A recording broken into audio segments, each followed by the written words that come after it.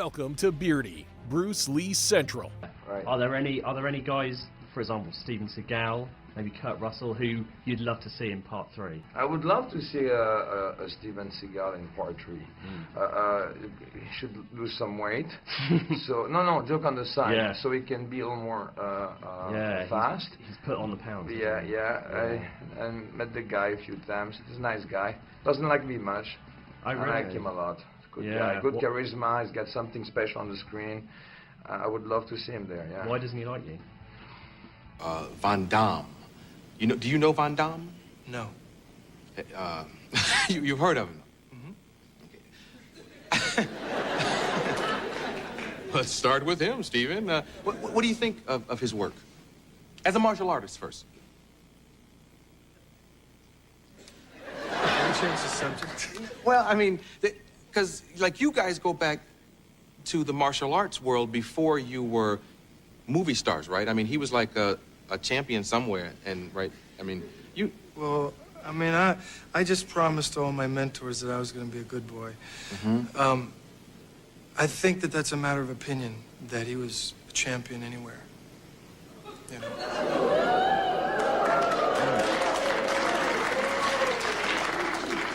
And I mean, I'm not being catty or anything. I wish the guy all the best. But there are an awful lot of people who say that that's not true. Jean-Claude Van Damme is a karate and kickboxing champion from Europe. Van Damme fought at the highest level of karate and kickboxing in the 70s and 80s, before getting into acting. Steven Seagal never competed in any martial art, while Van Damme won several European championships in karate and kickboxing with an almost flawless record, before retiring. Van Damme would defeat Seagal in a real fight with ease.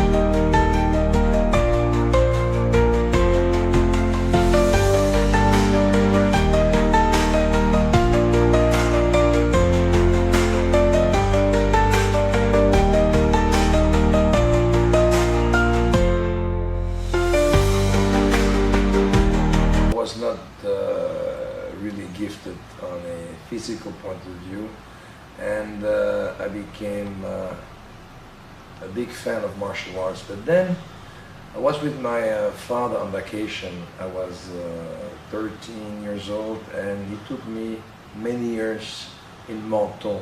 And then a couple of years later, the Jimmy Dean of Asia came in. That's why I call him, because he was bigger than life. And I was in a city called Menton.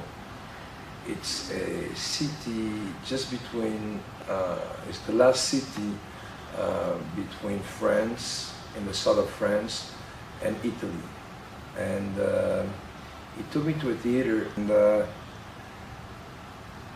being with your father, watching a movie about martial art, and I saw that guy on the screen who was like a phenomenon, because he was the first Asian figure in the martial art world who was well built physically, who did have amazing presence, and I was just amazed by his movement, by his way of moving, by his way of communicating with the audience. His fresh style of doing those moves was handsome. It was just the perfect weapon for me to go even further. Understand something, after sorts of a goal for me, an achievement to become better and better. So basically it was like kind of my mentor. Of course, my teacher, my friends were there with me. They were like training with me. My teacher was my mentor, but Bruce Lee was somebody who was far away, but close to my heart to become what I became today. He was also powerful on the screen in terms of acting, but also in terms of fighting. He was not doing the hap, hap, hap, hap, hap. He was just like that explosion. That's something very unique, which you can see some traces of it in Bloodsport. So the movie, I was completely like in out, because I saw something completely different. I've seen some Kung Fu movie before, but Bruce Lee was also great as an actor.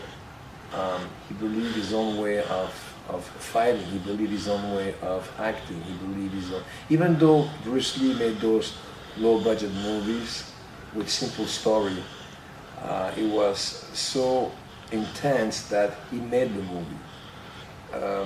You know, today you need a good script to become successful.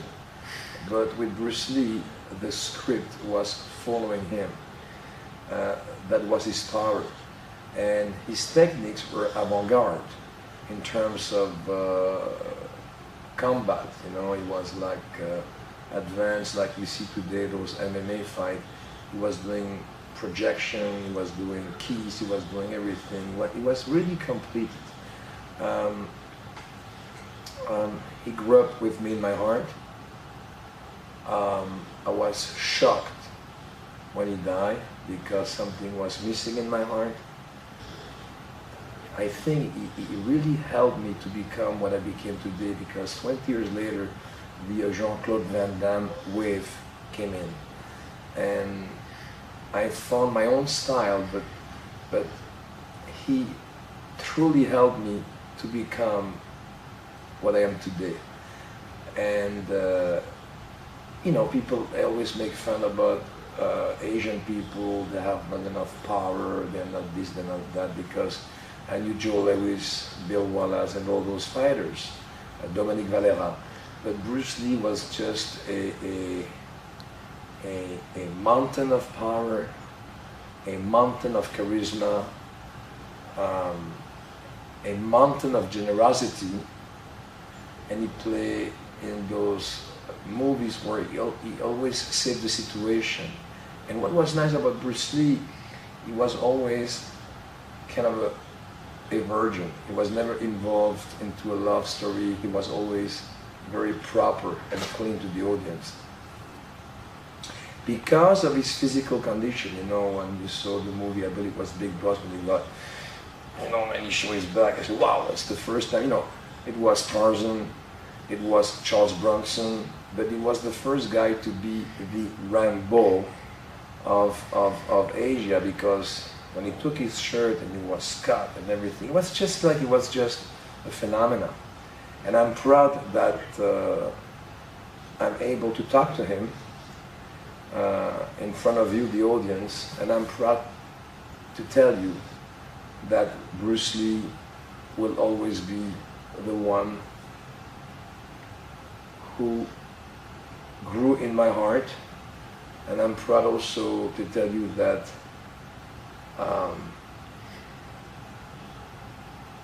that it's good for a movie star to admit, to have a person, a persona in front of you, a person to look at, to become better than better. So I want to say thank you to Bruce Lee. I want to say thank you to his way of fighting. I want to say thank you to his acting. I want to say thank you to his beautiful, I want to say thank you to nature, of how his face and his body was put together, his emotion. He was just the only one who was the only one. So again and again, Bruce Lee, thank you. And this is coming from my heart and soul, and you made me a better person in the world of martial art, and also in the world of being just human, a normal guy. Thank you to family. Thank you.